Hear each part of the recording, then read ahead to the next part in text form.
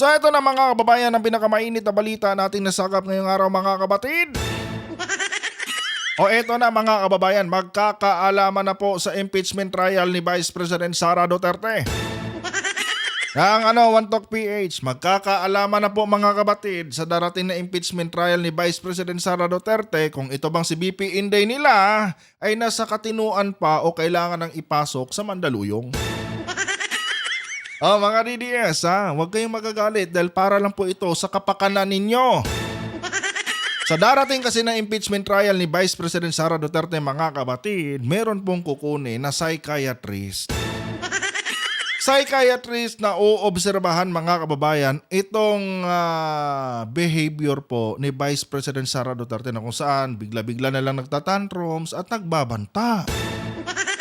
Alam nyo mga kababayan, napaka-importante po nito lalo na't itong si Vice President Sara Duterte mga kabatid ay may planong tumakbo bilang susunod na presidente ng ating bansa. Hindi naman po pwede mga kababayan na ang susunod na presidente ng ating bansa ay mayroong sapak sa utak. Pero bago na mapatuloy mga kababayan, huwag niyo po sanang kalimutan i-like ang ating video para i-share pa po ng YouTube sa iba pang hindi pa nakakapanood. So for context mga kapatid, panoorin muna natin itong balita po galing sa Bilyonaryo News Channel at bigyan po natin ng ating personal na opinion at reaksyon. Nakalista sa mga testigo ng House Prosecution Team sa impeachment trial ni VP Sara ang court sheriff na pinagsasapak niya noong 2011. Nako mga kapatid, nadagdagan pa ang witness sa pagiging violente ni Vice President Sara Duterte. Dahil nga itong isang court sheriff, court sheriff pala itong mga kababayan, na kanyang sinapak noong 2011 at pinagbantaan pa, ay kukunin din bilang testigo. Pero inyo yan mga kapatid, way back 2011 pa lang, na kung saan mayor pa lang po si Sara Duterte, ganito na pala talaga yung kanyang ugali. Violente na pala talaga itong si Sara Duterte. No wonder mga kababayan kung bakit ngayong vice presidente na siya, napakadali lang sa kanya na pagbantaan ang buhay ng ating Pangulo. Dahil sanay na pala dito talaga mga kapatid si Sara Duterte. Kailangan na nga talagang ma-examine ang utak ni BP Inday nila. Tuloy! Mahalaga raw ang kanyang testimonya kaugnay sa alegasyong grave threats laban sa bise. Well mga kapatid, tama naman yun. Dahil mismong itong court sheriff na ito ay naka-experience talaga kung gaano kalupit itong si Sara Duterte.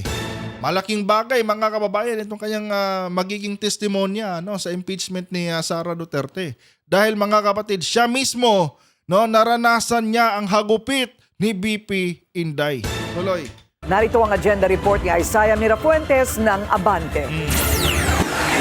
Ang Article 4 na naglalaman ng grave threats ang gustong unang isalang ng prosekusyon kapag nagsimula ng impeachment trial ni VP Sara. Okay. Base sa pre-trial brief document na nakuha ng Bilyonaryo News Channel, kasama sa reserve witnesses ng prosekusyon. Sabi dito mga kapatid, ito yung magiging role ng psychiatrist to probe respondent state of mind and nature of violence, to probe respondent capacity and capability to follow through on her threats. So, ang magiging role ng psychiatrist po dito mga kapatid is patunayan sa atin, yung totoong kalusugan or totoong kondisyon ng utak ni Vice President Sara Duterte. Ano nga bang kondisyon ng utak ni BP Inday ngayon? Tapos mga kababayan, isa pa sa gagampanan ng ating psychiatrist mga kabatid is para patunayan din po sa atin kung meron nga bang kapasidad si Sara Duterte na tutuhanin itong kanyang mga ginagawang pagbabanta sa ating Pangulo. Isa yan mga kabatid dahil di ba pinagbantaanan ni Sara Duterte si PBBM noon. Bubulol ako. Kasi nga 'di ba mga kababayan, minsan na rin, hindi lang minsan, I think twice na yata na pinagbantaan ni Sara Duterte itong si President Marcos. So ngayon, papatunayan sa atin yan ng psychiatrist, mga kapatid, kung kaya nga ba talagang gawin ni Sara Duterte itong kanyang mga binibitawang pagbabanta. And ito lang, mga kababayan, kung ako lang po ang tatanungin, mga kapatid, dapat hindi lang si Sara ang patignan nila sa psychiatrist. Maging itong si Pulong, si Baste, mga kababayan, dapat patignan na rin. Dahil meron po silang iisang common denominator At ano yon? Yung pagiging violente, mga kababayan. Kung matatandaan nyo, nung nakaraang taon, mga kapatid, nag-viral po yung isang video ni Pulong na kung saan, mga kababayan, hindi po niya nakuha yung kanyang gustong babae doon sa bugaw. Kaya ang ginawa sa bugaw, mga kapatid, binugbog po ni Pulong. Diba? Tapos itong si Baste, mga kababayan, meron ding ganitong pag-uugali. Dahil, diba, nung nakaraang rally nila, anong sabi ni Baste? Kailangan daw nila ang ulo ni PBBM. So dyan pa lang, mga kababayan, may iisang common denominator sila at yun na nga yun, yung pagiging violente. So, in my personal opinion, dahil itong si Pulong at si Baste, mga kabatid, ay may ginagampanan ding posisyon sa ating gobyerno, dapat din isa ilalim ito sa psychiatrist. Ang magkaalaman na kung nasa katinuan pa ba itong magkakapatid na ito o kailangan na rin talaga nilang ipasok sa Mandaluyong. Hindi naman po pwede yan, mga kababayan, na kahit may sakit na sila sa utak, hahayaan pa rin sila na manungkulan sa ating gobyerno. Kailangan po, mga kabatid, yung nakaupong leader ng ating bansa nasa katinuan. Hindi po pwede, mga kababayan, na merong karamdaman sa utak. Di ba? And ito pa, si Katie Duterte din, mga kabatid, na anak ni Digong sa labas. I think nitong taon lang nito, nag-viral po si Kitty dahil doon, ngayon taon ba o last year? Basta yung viral video ni Kitty, mga kababayan, na kung saan nakapatong po siya harap-harapan sa apo ni Chabe, tapos bigla na lang nagtatantrums. Di ba? Napanood nyo ba yun, mga kabatid? So, makikita natin dito na sila pong magkakapatid ay parang lang naman. Para pong merong mga sapak sa utak. Kaya kung ako ang tatanungin, itong magkakapatid na Duterte na ito, dapat talagang isa ilalim ito, mga kababayan, sa examination ng isang psychiatrist. Kasi, mga kapatid, sa ayon sa gusto natin, marami pa rin naniniwala dito sa mga Duterteng ito. Mamaya niyan, itong mga DDS, sumusunod lang, basta-basta na lang sumusunod dito sa magkakapatid na Duterte na ito, tapos hindi nila alam, meron palang karamdaman sa utak. Itong kanilang mga poon. Delikado yan, mga kababayan. And talagang mapapahamak dito yung kanilang mga supporters na wala lang ginawa kundi himurin yung kanilang mga puwet. Kaya kung ako lang, in my personal opinion, dapat silang lahat na magkakabatid isa ilalim sa psychiatrist examination. Tignan natin kung papasa ba o hindi. Talay. Ay ang psychiatrist para imbestigahan ang estado ng isipan ng bise. Para imbestigahan nga ang isipan ni Sara Duterte kung nasa katinuan pa ba ito o wala na. At ang kapasidad niyang gawin ang pagbabanta. Mahalaga raw. Pero speaking of kapasidad, mga kababayan, sa tingin ko kaya Kayang-kaya talagang gawin ito ng nito ni Sara Duterte, mga kabatid, itong kanyang ginagawang pagbabanta. In fact, mga kababayan, isa po ito sa kinakatakot ko, by 2028, na kung sakaling manalo si Sara Duterte, mga kabatid, talagang magiging madugo po, ang ating bansa. Kung pagbabasihan natin yung sinabi ni Robin Padilla noong mga nakaraang buwan, sabi ni Robin, mga kabatid, ito daw si Vice President Sara Duterte ay hihigitan pa daw nito yung mga nagawa noon ni former President Duterte na yun na nga, pinagorgor ni Tatay Digong yung mahigit 30,000 nating mga kababayan dahil lang doon sa kanyang fake na tukhang.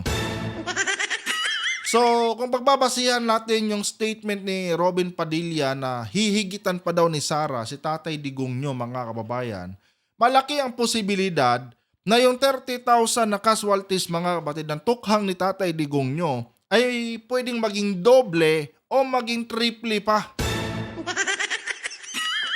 Oh, kasi sabi ni Robin, hihigitan pa daw niya.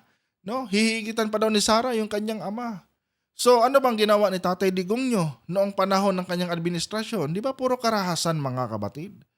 So mas magiging malupit pa itong si Sara Duterte, no, sa 2028, no, kapag nanalo itong presidente ng ating bansa.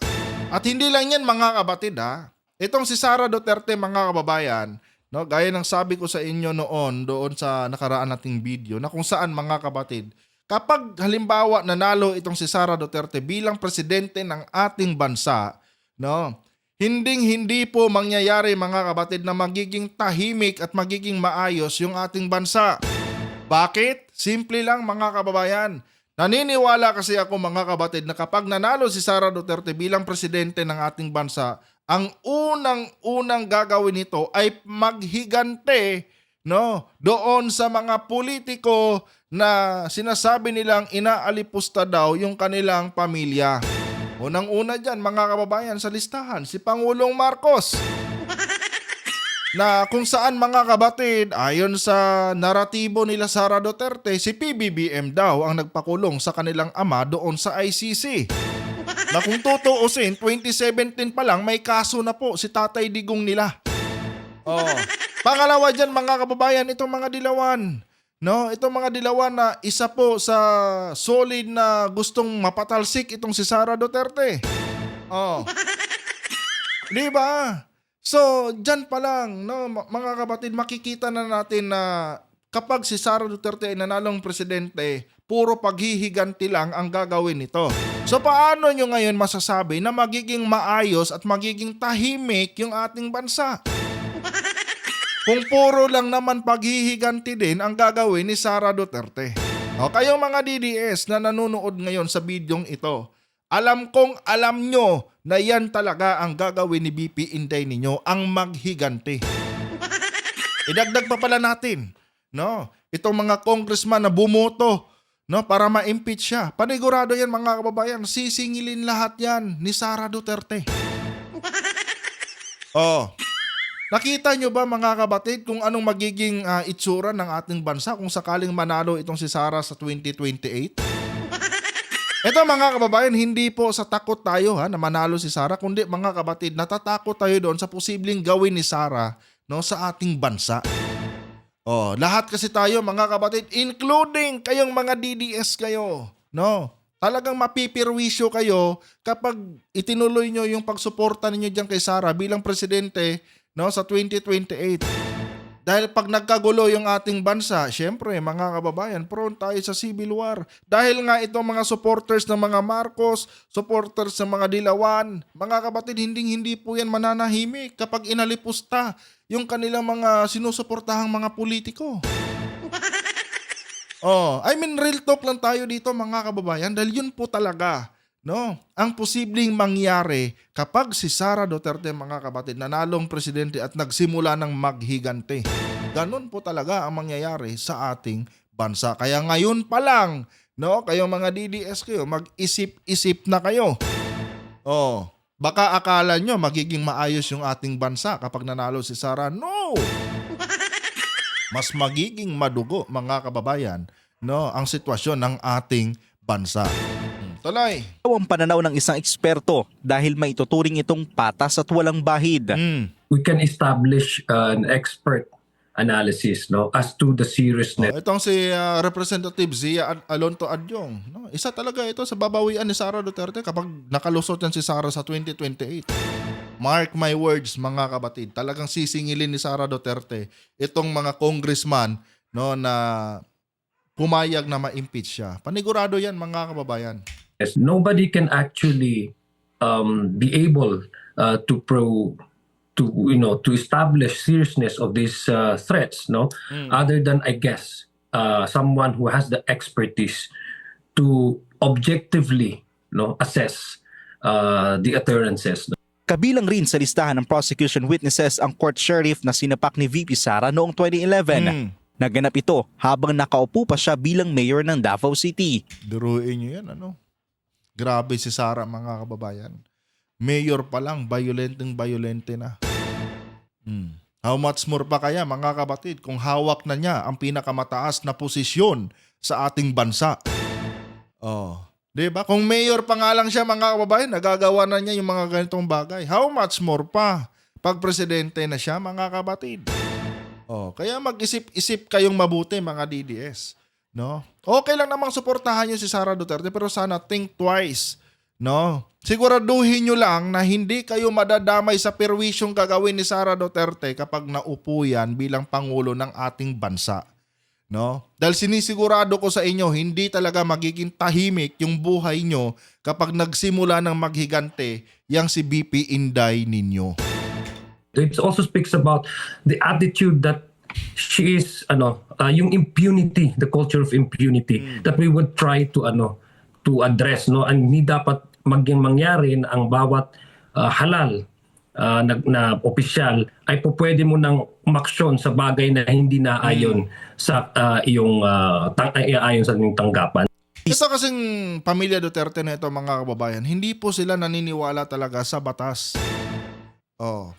Hindi yan susunod sa batas, mga kapatid, dahil hindi po talaga yan naniniwala, no, sa batas.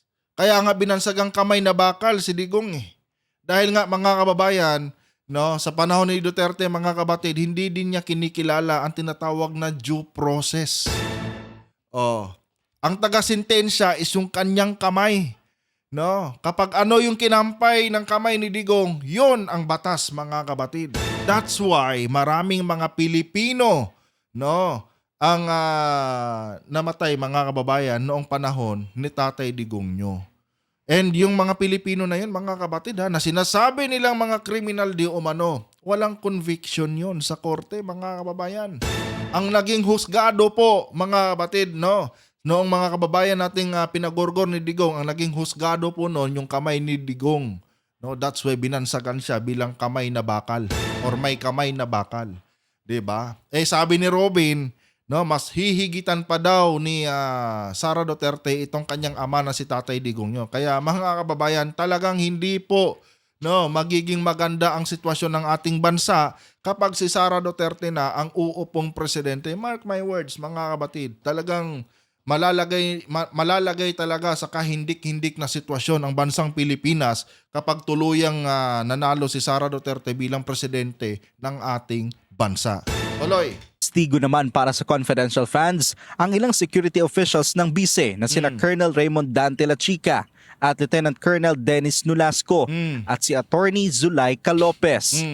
Isa si Lopez sa mga closest staff ni VP Sara na naging I think isa itong si Lopez, no, sa dahilan kung bakit dinamay si Arnold Clavio, no, ng 18 Cargadores.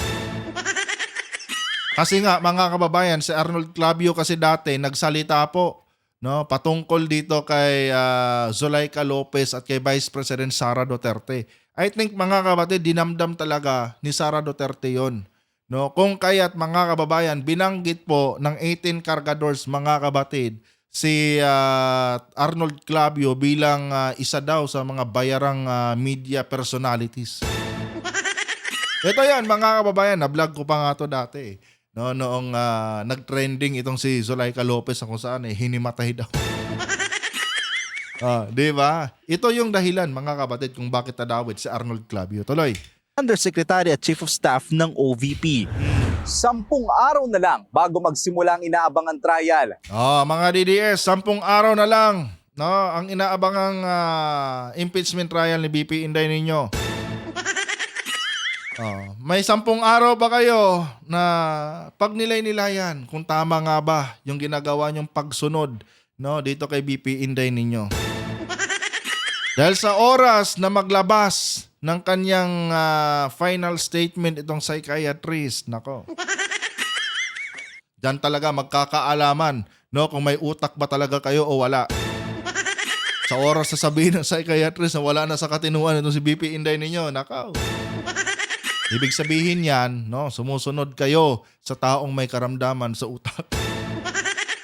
And I'm sure, mga kapatid, unahan na natin, no, hindi po mawawala, no, itong pangribat ngayon ng mga DDS na baka nabayaran ng maleta itong psychiatrist. Ganun talaga ang sasabihin ng mga yan. Nabayaran ng maleta yan. Pag ganyan pa rin, no, yung gagamitin yung pangribat, aba, pati kayo, may problema na rin sa utak. Anyway guys, maraming salamat po sa inyong pagkantabay mga kapatid. No, and uulitin ko, lahat ng aking sinasabi dito ay personal ko lamang na opinion at hindi po ito sumasalamin sa opinion ng mga eksperto. Base lang po ito mga kapatid sa ating obserbasyon sa mga nangyayari ngayon sa ating bansa, especially mga kababayan, no, sa ating vice presidente. And nire-respeto naman natin lahat ng mga opinion nyo mga kapatid. Ano. Ang sa akin lang dito mga kababayan, think twice, no, especially sa ating mga kababayang mga DDS. Pag-isipan nyo talagang mabuti. No, gaya ng sabi ko sa inyo, kapag si Vice President Sara Duterte ang nanalong presidente by 2028, sinisiguro ko sa inyo na yung inaasam-asam nyong magiging maayos yung ating bansa, mga kapatid, kabaliktaran po ang mangyayari. Dahil yung si BP Inday ninyo, walang ibang gagawin yan kundi maghihigante ng maghihigante. At ang mas worst pa dito mga kababayan, no, baka tuluyan na pong ibigay ni Sara Duterte ang West Philippine Sea na yan, no, sa bansang China. So malaking problema na naman yan mga kapatid. Kumbaga, parang masasandwich, no, ang ating bansa. Kasi mga kababayan, no, kapag nanalo si Sara Duterte, malaking problema na yan dito sa loob ng ating bansa. Paano na lang mga kababayan pag pinaubaya pa ni Sara Duterte, no, ang West Philippine Sea sa China? So ibig sabihin mga kapatid, maliban sa kaguluhan sa loob ng ating bansa, may kaguluhan pa mga kababayan, ano, sa international na usapan. Dahil mga kapatid, hindi po talaga papayag. No, ang iba natin mga kababayan, especially ako, hindi po tayo papayag mga kababayan na makuha ng China yan. And marami ding mga opisyal ng ating bansa ang hindi talaga papayag mga kapatid, no, na tuluyang sakupin ng China yung ating teritoryong yan. Kaya mga kababayan, ano, especially sa ating mga kababayan mga DDS, pag-isipan nyo pong mabuti yung mga desisyon nyo sa buhay nyo. Dahil nakahanda kami sa anumang kaguluhan. Pero kayo lang, no, baka kasi makuan kayo, no, magtaka kayo. Akala ko ba magiging tahimik na yung ating bansa dahil si BP Inday na yung presidente. Bakit ganito? Dahil sinisigurado ko sa inyo yan.